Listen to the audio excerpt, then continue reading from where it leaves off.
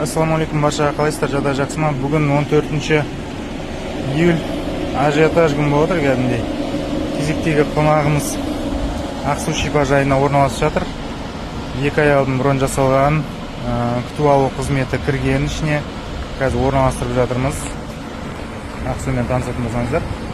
Так, осындай біздегі жаңа шипажайлардың бірі.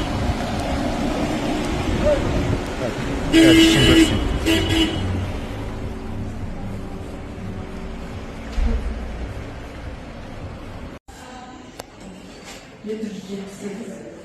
Так, мұнда су ішетін жер 2 градуста.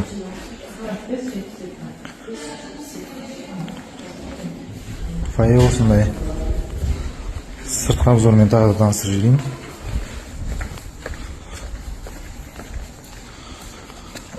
Орналасқан жер вообще супер негізі. Профсоюзный парк. Жақын. Жалпы санаторияның көрінісі осындай.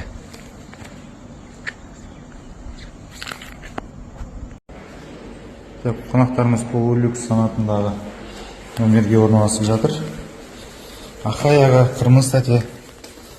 Так, Гүлсана деген қонағымыздың ата-анасы. Мұнда санузел.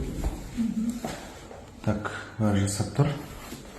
Халат, полотенце беріледі.